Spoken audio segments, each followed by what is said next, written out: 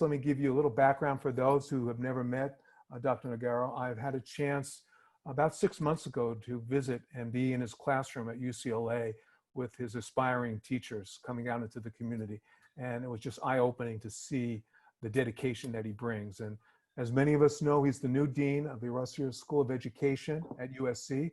His research has been well known in many ways in terms of authoring books and articles on topics of racial inequality in education. And prior to being the dean at USC, Dr. Noguera served as the distinguished professor of education at UCLA's Graduate School of Education and Information Studies, and was the founding director of the Center for the Transformation of Schools at UCLA. He's held tenured positions and endowed positions at NYU, at Harvard University, University of California, Berkeley. And it's with great anticipation, and I welcome, and let's bring forward Dr. Pedro Noguera. Thanks for being with us today. Thank you, Stu, and thanks for that warm introduction. Thank all of you for signing in and joining us today. Armando, are you the tech support person? Yes. So I'm going to share my screen now. Yes, so you should be ready to do that. Yes. And then who will monitor the chat room? Because we'll have a time later for questions and answers. Stu, you got the chat room? I'll take care of that. And I'll be supporting Stu as well.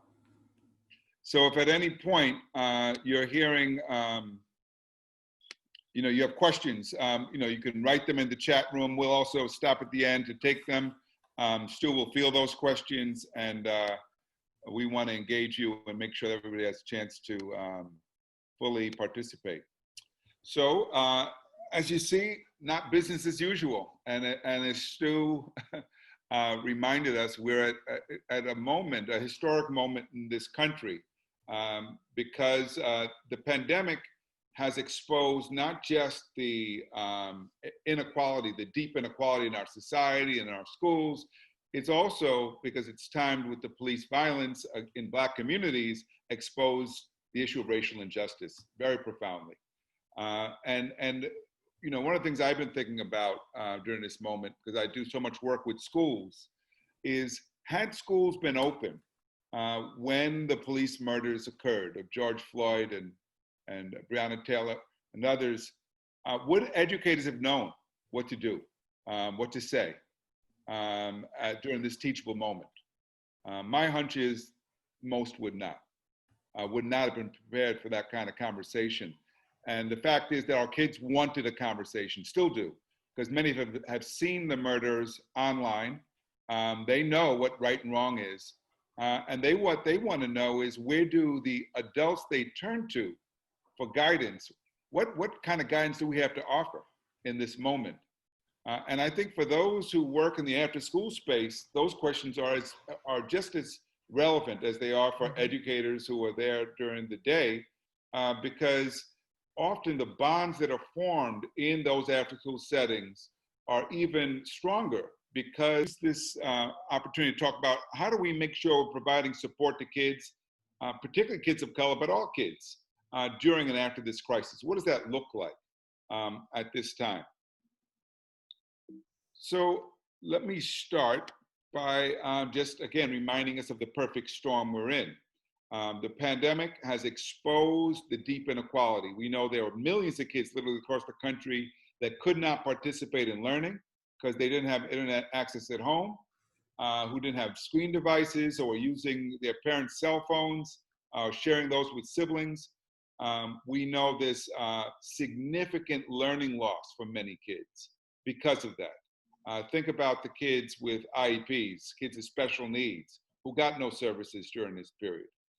Think about the kids who are applying to college or thinking about college, who got no help from guidance counselors. And so on top of that, we have the crisis itself, the health crisis. We now know that the essential workers are in many cases the lowest paid workers in our country. They're the people working in our grocery stores. They're the people who are driving our buses. They're the people who are working in our hospitals and nursing homes. And in many cases, they are putting their lives at risk and bringing the virus home to their families. And so even when we look at the data on who's affected, what we see is the inequities are manifest there as well. Disproportionately, people of color, disproportionately, the poorest people who can't work from home are affected by this crisis. And they are also disproportionately affected by the layoffs, by losing their jobs during this period. And so this, while the virus itself may have the ability to infect all of us, the pandemic is affecting some of us much more than others. And we need to be aware of the fact that for many of our kids, this moment has been one of great stress and anxiety because of the ways in which they've been affected. On top of that, many kids have been traumatized by the police murders. We would like to think of the police as the people we turn to for security and for protection, but we know in many of our communities, that's not the experience. We just had another murder of an individual here in Los Angeles. This was an 18-year-old security guard and who was doing his job. And we don't know all the circumstances yet, but we do know that this young man was a model individual. You know, he worked for City Year. He worked as a mentor in schools before being hired as a security guard, was doing his job, but was gunned down. And so when incidents like these occur, the trauma that results impact our kids. They can see themselves in Andres, the young man who was killed, in George Floyd. They have experiences like these, and this adds to the trauma that they've experienced. And finally, just the absence of national leadership. There's been no real attempt to bring us together as a nation in this moment, to share the challenges together, to talk honestly and openly about what we should do to move forward. Instead, what we see is greater polarization, greater division.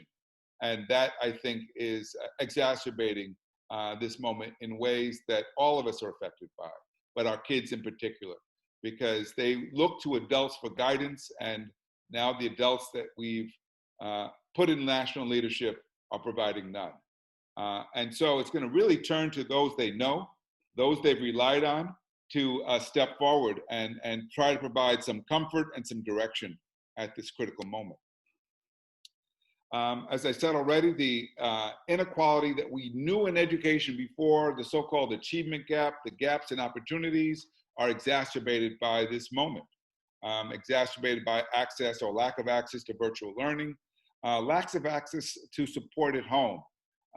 Those kids who have parents who don't have to work, who are college educated, have a huge advantage because their parents are able to provide them with lots of support. And many of us know parents like that who have that luxury, but lots of our kids don't. Lots of our kids are fending for themselves. And at this moment of crisis, don't have anyone to turn to. We also know that teachers provided very little guidance because we didn't know the pandemic was coming on how to do virtual learning. Many teachers themselves have children, and they're struggling with trying to balance between the needs of their families and the needs of their students. There's a new appreciation for teachers, I would say right now. We're hearing it in lots of quarters from families who say, I wish school was open again because I can't deal with my kid on my own. But we know that teachers are vulnerable too.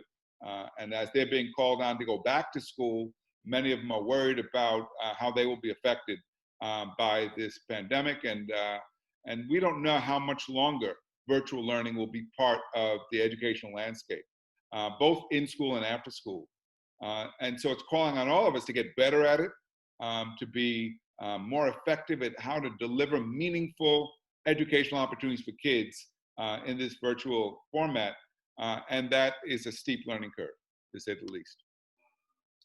So the questions that I think we need to ponder, the question I've been pondering myself is, first of all, is the pandemic an opportunity for change? We know that things weren't great before the pandemic. We know that already that kids who come from the most vulnerable communities, kids who are homeless, kids in foster care, kids whose families are struggling economically, were already struggling educationally. How do we make sure that when things reopen, or as they do, we don't just go back to what we knew, but in fact work to make it better than it was. And I'm going to share some thoughts about that, about how we return to better rather than to normal. And then on top of that, how do we create schools, opportunities in the after-school setting that may not be available for kids?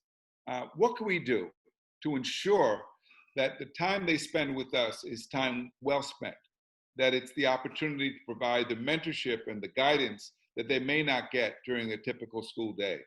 For many kids, after school is where they discover a part of themselves, some curiosity about something new that kindles and sparks an interest in learning that may not have otherwise been there.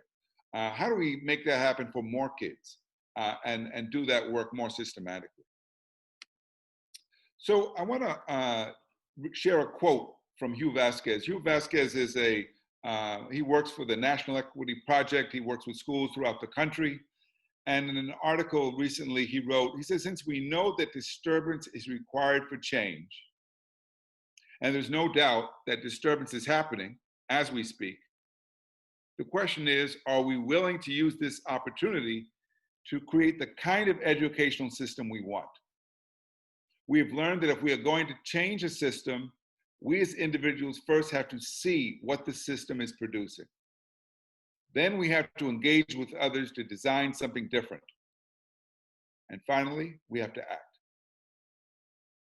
Think about that for a moment. What do you see when you see the system as we've known it? Where do you see the flaws? Where do you see the areas where change is needed? Because the schools we've created, the systems we've created, have been perfectly designed to create the outcomes we have right now. The outcomes that are so predictable with respect to inequality based on race, based on income, based on culture, based on where you live. How do we disrupt that? How do we use education as a resource to create a society that's more just and more equitable?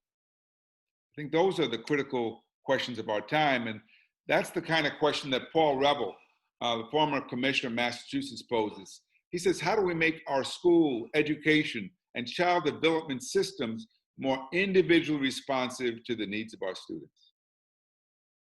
Why not construct a system that meets children where they are and gives them what they need inside and outside of school in order to be successful?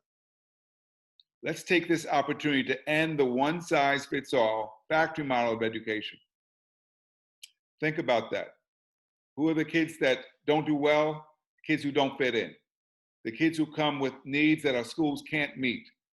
The kids who come to us who are too restless to sit still for long periods of time, too difficult to control because they're not being engaged. And so I want you to think about that, because the after-school space can be, and often is for many kids, the space where that deep engagement occurs. It occurs because of the relationships that are nurtured. It occurs because of the activities that speak to a child's interest and they'll tap into their intrinsic motivation. How do we do that in a more systematic way than we do and have done before? So in order to do this work, I think, well, we have to keep in mind what we know with respect to child development. And one of the things we've known for a long time is that the social emotional needs of a child affect their academic performance. That's the reason why the kids with the greatest needs do the least well. And it turns out they're also the kids who get punished the most frequently in our schools. I've heard a superintendent say recently said that this is a moment where Maslow must come before Bloom. Think about that, right? Abraham Maslow reminded us that there was a hierarchy of human needs that all children had for shelter, for security, for support, for food, for love. Bloom told us, there's a hierarchy and in high order learning, and that we want kids to advance up that hierarchy, but we know that when those basic needs are not met, learning often shuts down for kids. So how do we draw upon what we know about child development to create safe, nurturing, supportive environments, even virtually? I was just looking at a video from Edutopia about how to start online classes with kids, with a check-in. And why that's so important to ask kids, how are you doing? How are you feeling? And to actually listen. To listen because we want to know how they're doing. We want to check in. What's happening at home? Because without that human connection, many of our kids will turn off. And we're seeing that now. Kids who have the screens, but are still not plugged in because they're not motivated. The relationship's not there. And so we have to turn back to what we know. We know that relationships are vital to learning. We also know that when we build strong relationships with our students, it can be the first way to respond to fear and depression and trauma, because a caring adult is a part of the path to resilience and to care. So many of you have seen this diagram. This comes from CASEL, the Center on Social Emotional Learning at the University of Illinois, Chicago. If you haven't seen it, recommend you go visit their site. They have great resources on how to support the social and emotional needs of kids. What they argue, and there's a lot of research to support it, is that when we see social emotional learning at the center as being directly related to cognitive development, right? You can't partially, separate a child into different parts. That in turn allows kids to develop attributes that lead to self-awareness, self-management, responsible decision-making, better relationship building, and greater social awareness.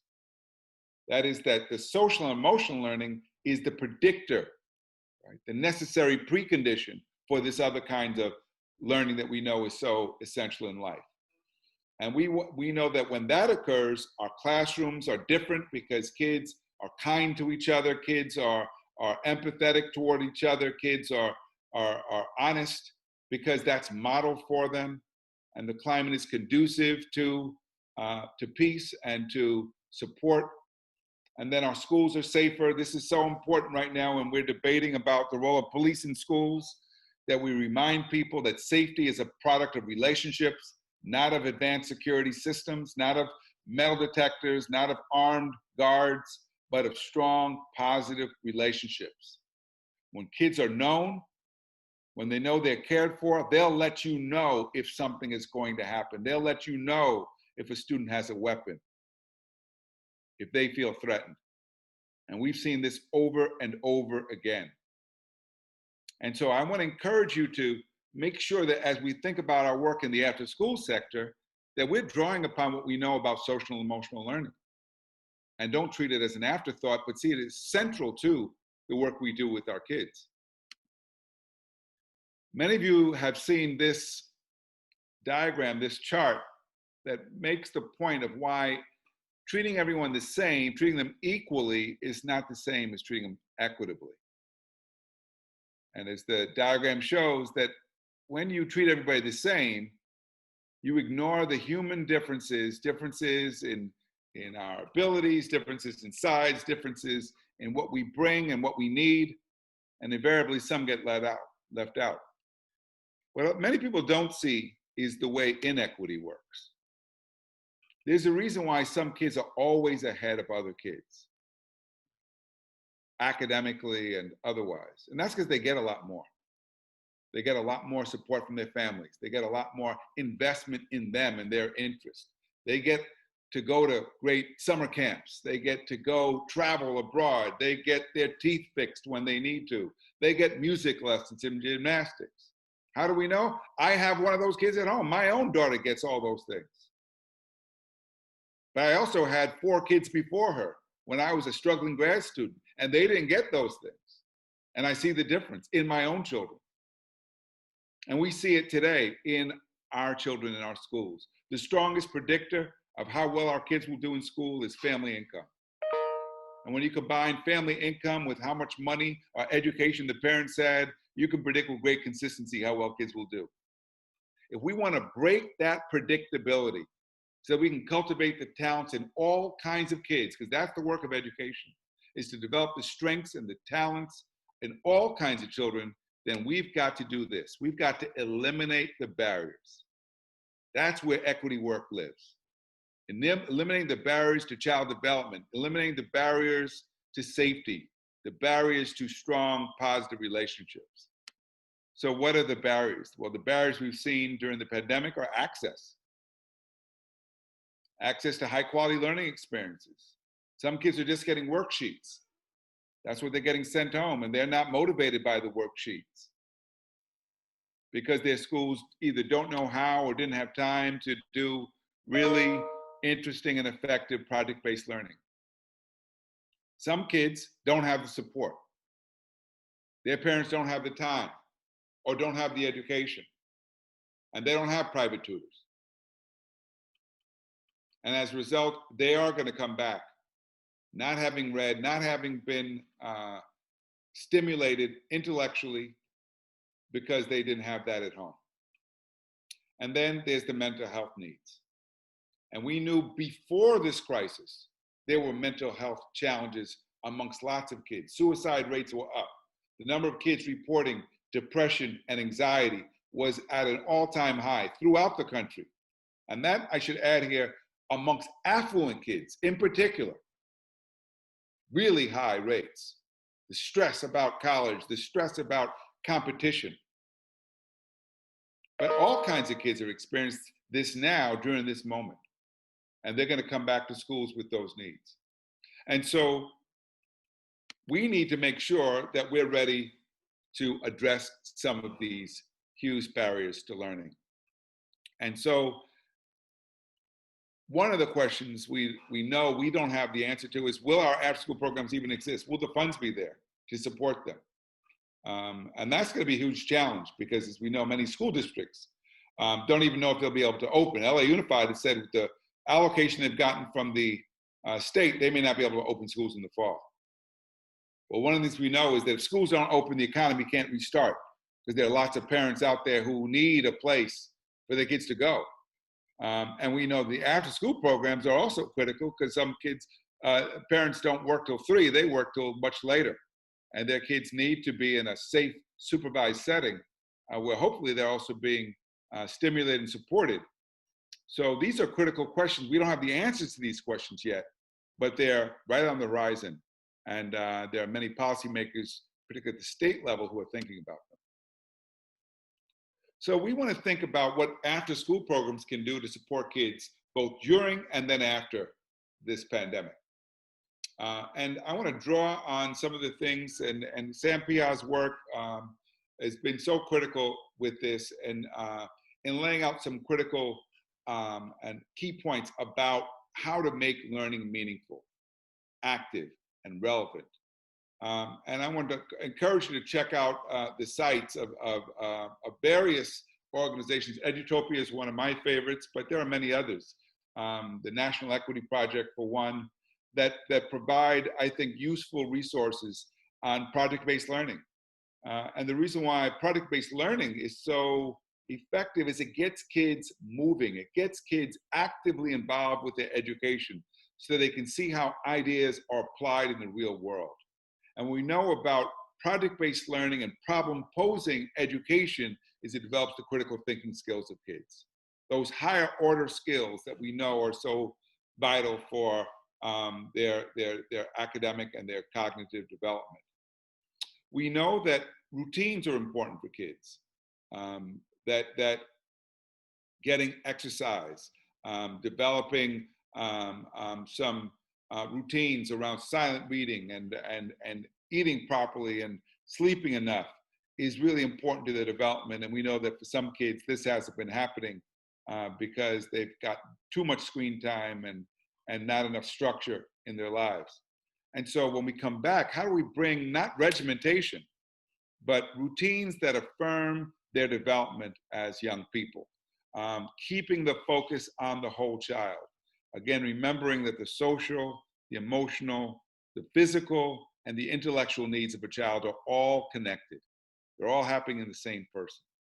And so to the degree that we can draw upon these and the kinds of work we do with young people, the more likely it is that our work will be impactful and we'll see young people come through this in a good shape to move forward with their lives.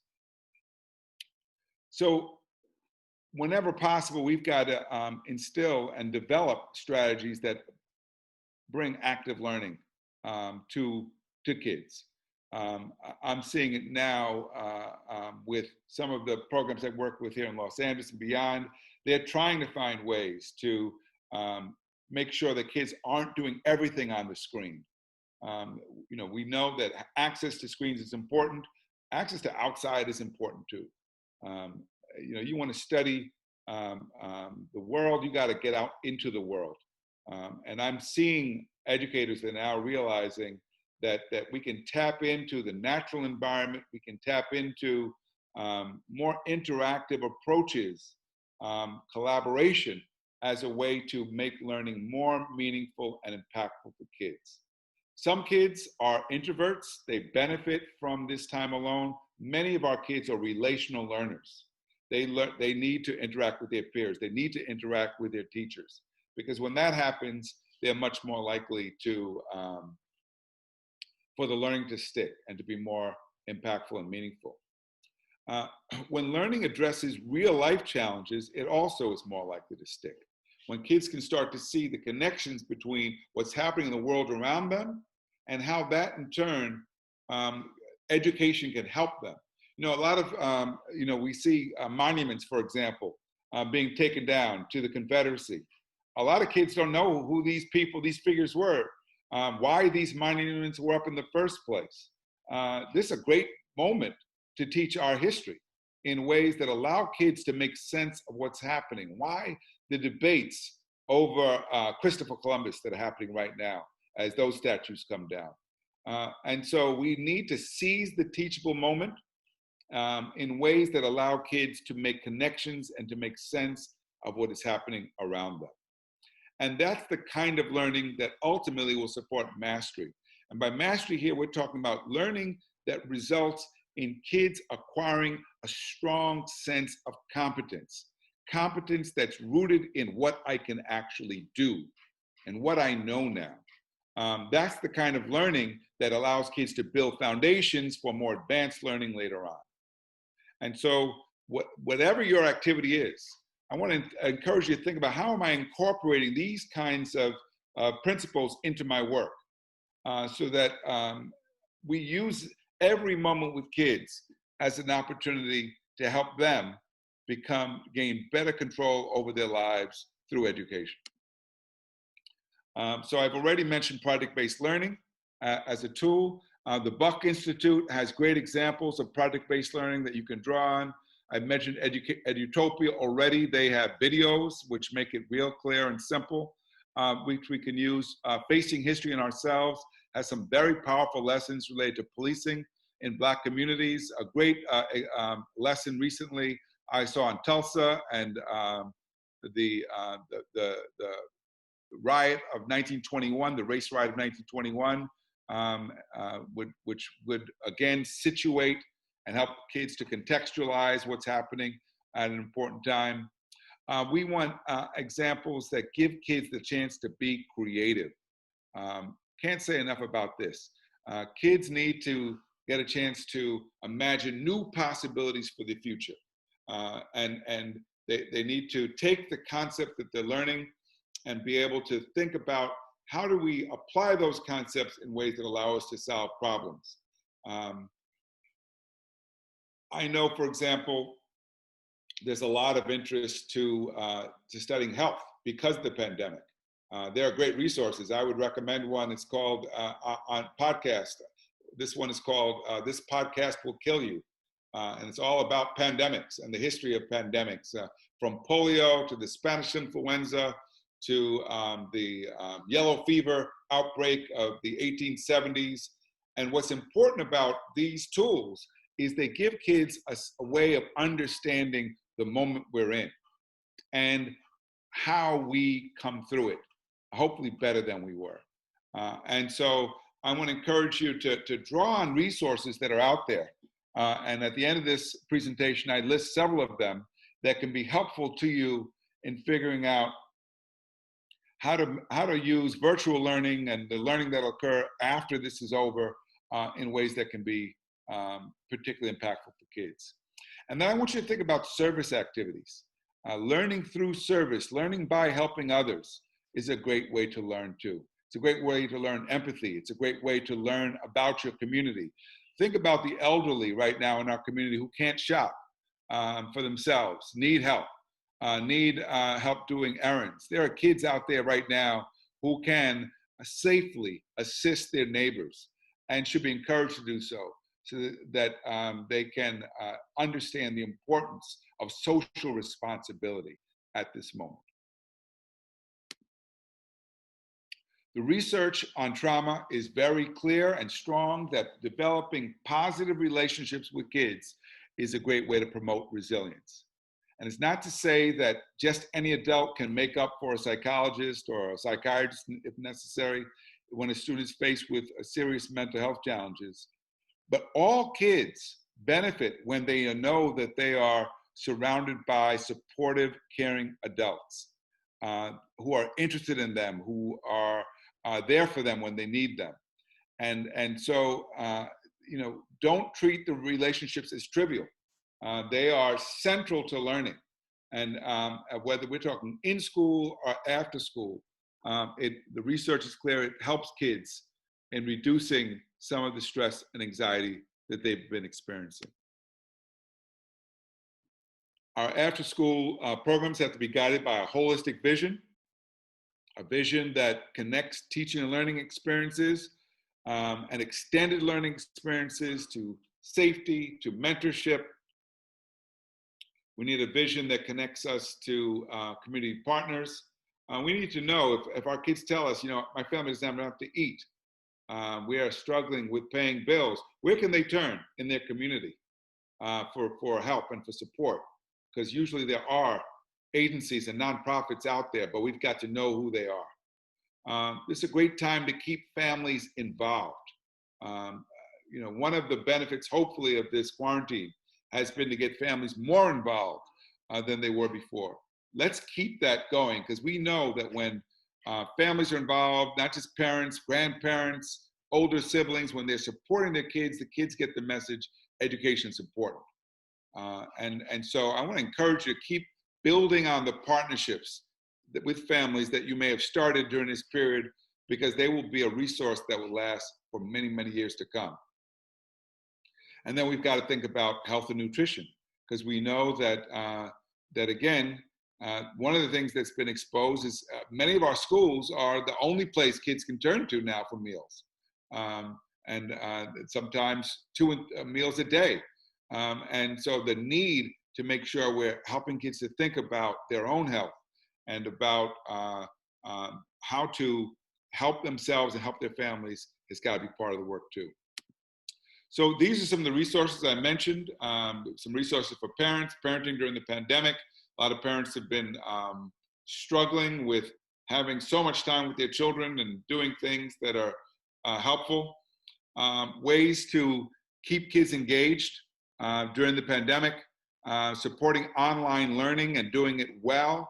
Great resources on that, particularly from people who've done homeschooling, how to support mental health during this period. And I've got other sites. And then related to the uprisings over police brutality, some great resources from Hastings History and ourselves and others that you can turn to. And all of these will be made available to you after the presentation.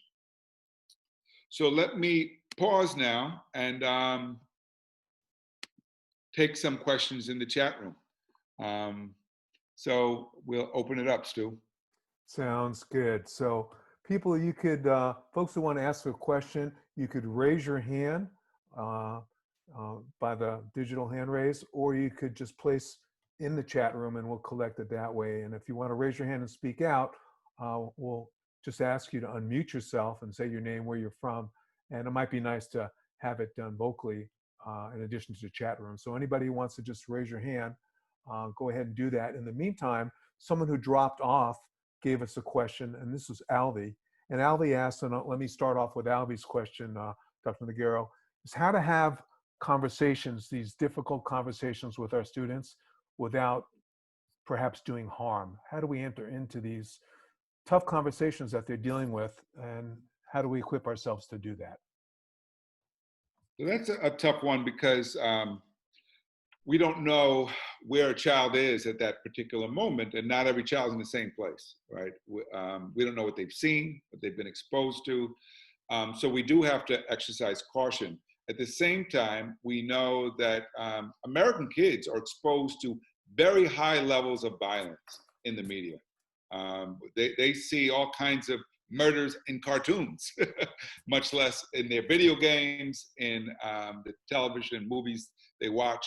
So what they need help with is processing what they've seen. Right?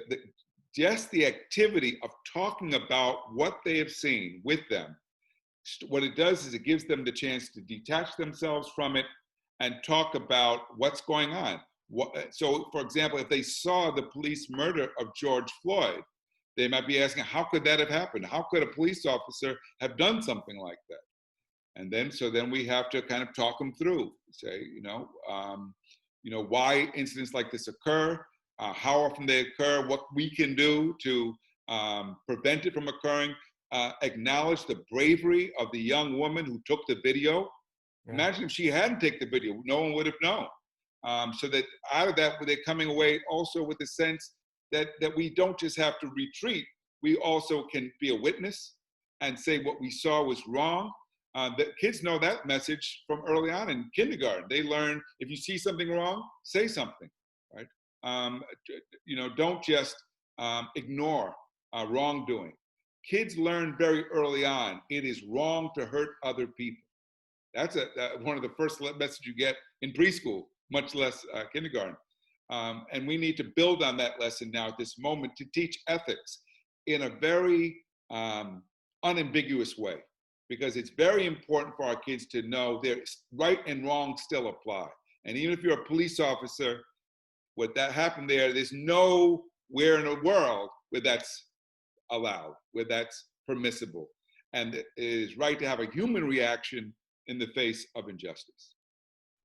Oh, thank you. It reminds me of, it's not our words. Our kids are watching our actions more than our words, and they're seeing how we're responding. So thank you, Pedro. There's a question here, and if you'd like to ask it yourself, Wendy Hazard, if you want to unmute yourself, please go ahead. Hi, I was wondering about coming up with distance learning approaches and supporting students that are new. So my program is an after-school homework support for elementary school kids. And we're going to start back with returning students, but as we have new students come in, how do we make those connections on the digital level where if we're not actually on site with students? Thank you. Great question. And so I would always start every meeting with the kids with a check-in first, and have everybody check in, right? How are you doing? Something short, just give us an update. And that's a great way then to introduce someone new without singling them out, because we all know how awkward it can be tell us about yourself, and if you're the only one doing it, that can feel very uncomfortable. But if everybody is checking in, and in the course of checking, you say, oh, we have a new member, that person is given a chance to introduce themselves and say a little about themselves. Now they're part of the community. And then we should say, let us know, if you can even create a buddy within the group. So this is the person you can go to if you ever have questions about the program. So it's not just you as the teacher, the leader that they turn to. They can also turn to a peer. Then now they're going to feel more like they're part of a community, more like they're part of the group. So everything we can do to ease that discomfort of being the new kid will be helpful in easing some of the stress that they experience. Great. Thank you, Pedro. I'm going to turn it over to Isabel Massarde. If you would like to unmute and ask your question, please. Hi, Dr. Noguera. So my question is around the ethics of supporting or encouraging our out-of-school staff to return on sites, given that they are disproportionately Black and brown folks. They are disproportionately impacted by the risks involved with just going to and from sites, being on sites, and by COVID. So how are you thinking about the ethics of balancing supporting the needs of families who may very much need to return their kids on site with exposing our folks from the OST field who are also from those communities most times to the greater risks as essential workers? Those are the tough questions that our state and our superintendents are grappling with right now, because you're absolutely right. There's a reason why every major university in the state, at least in California, there's some universities that are going ahead. No university is going back to in-class learning because they're too worried about a new outbreak and about particularly older adults being exposed and now being more vulnerable.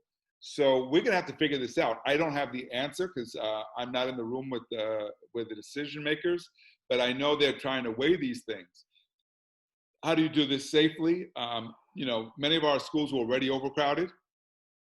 So how do you do social distancing in overcrowded settings? Now it is clear that you can do a lot outside, and so after-school programs may be able to do some things outside with kids that are lower risk. And I do think we have to think in what are low-risk activities versus high-risk activities, right? And we want to stick with the low risk. So outside, still maintaining distance, wearing your mask, those kinds of activities, particularly for people whose immune systems are not compromised, may be things we can do. We're lucky to live in an environment where we have relatively good weather most of the time, so we can do a lot outdoors, but we have to take this seriously, and we have to be very careful, particularly with staff who are at risk. Great. Thank you, Dr. Noguera. I'm seeing an interesting question from, I may not say your name correctly, so apologize here, Amy Almazan. So if you hear, just unmute yourself, Amy, please. Hi, Dr. Noguera. My question really revolves around race-based trauma. And so, could you please give us some suggestions on how educators can have courageous conversations with students and parents regarding race-based trauma, and would really love to get some recommended literature and or other resources to support this work. Thank you. So that's a great question, complicated question. And the reason why it's complicated because it depends a lot on the age of the child. We can have one conversation with the high school students, but we can't have the same conversation with 5- and 6-year-olds. So a lot of it, we have to be developmentally aware of what kids can absorb and can take in. At the minimum, with younger children, we have to reinforce ethics, right and wrong, right? They get that even at 5 and 6, right? They understand what's right, what's wrong. They even starting to understand the concept of justice and fairness. So we need to talk about that with them in language and with examples that they can connect with. With kids who are a little older, 9, 10-year-olds going into middle school and certainly high school, now we have to start to teach them history because a lot of our kids don't know history. They don't know much about slavery or about the treatment of Native Americans in this country or about colonial expansion and how that's shaped this country and created the country the way it is. So I would try to contextualize the conversation with them so that they have a way to make sense of what's going on. I would also try to let them know, that movements for justice is how this country's democracy has evolved, right? That is that, women's rights didn't just happen because suddenly the president said, hey, we should let women vote. It happened because there was a movement by women demanding the right to vote. And when women first made those demands, there was resistance, there was opposition. Civil rights didn't just happen because the president said, hey, let's give these folks civil rights. No, there were movements. And so they need to understand that when people organize to assert their rights, that's part of democracy. That's how change happens. That's how we raise awareness, and we can give examples. And I think the examples that are closest to their experience.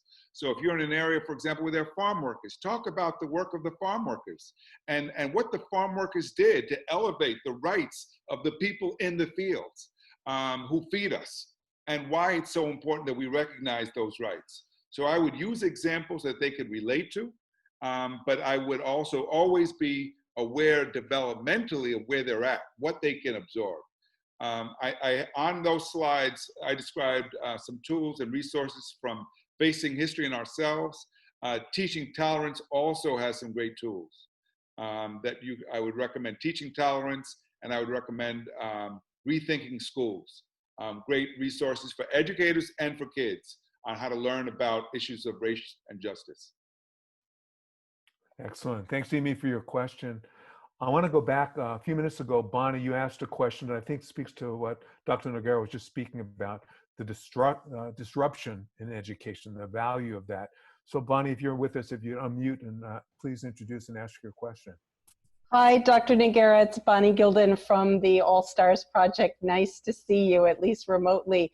Yes, I just wanted to go back to your initial point, which I think is such an important one, about the opportunity of the moment for disrupting the educational system in the positive way, and the ways in which what we do in after school can provide the impetus and leadership to that direction for the next iteration of our school system.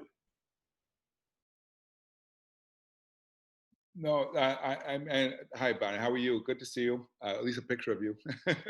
It's good to know we have a national audience here. So yeah, I think, I've been thinking a lot about that. This is a teachable moment, and we have to, if you act like nothing happened and you just go right past it, kids see that too. Right? They know something's happened. They know something is happening around them. And if school and our programs are not places where we can talk about this, then they'll talk about it with their friends, their peers. They'll figure out another way to talk about what's going on. So they're better off doing it with us in a facilitated way, and in a way that acknowledges feelings that come up as we are seeing what's going on.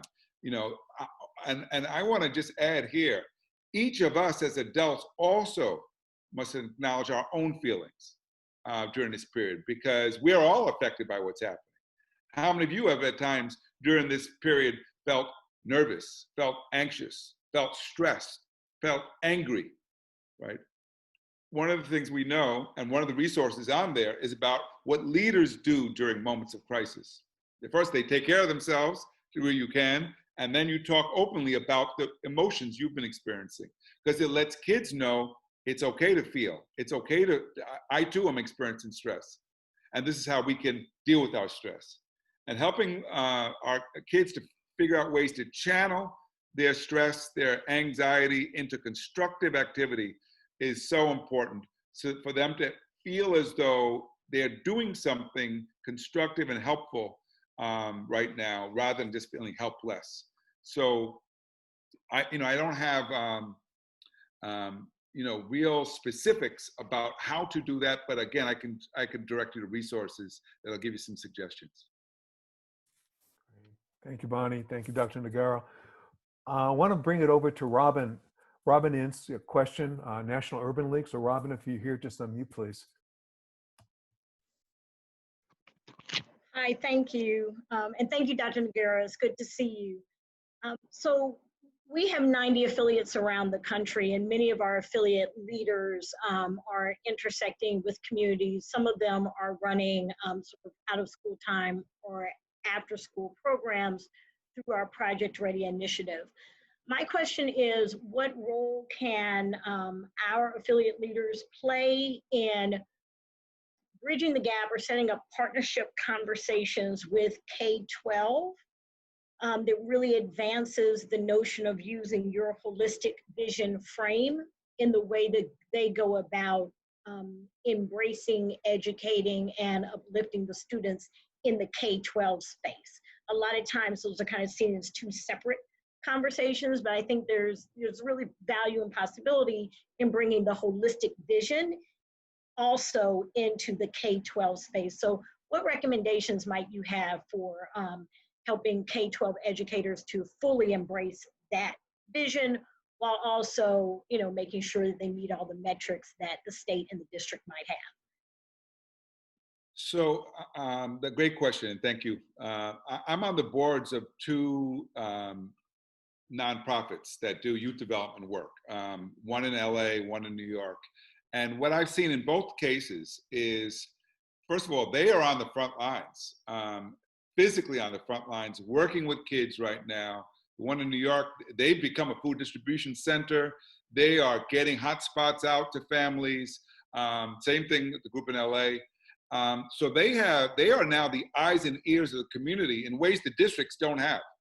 And that's allowed them to talk to district officials about what they see as the needs of the constituents they serve right now. Now, to be true, one of the things, we're seeing tension too, because sometimes the districts don't want to hear what they have to say.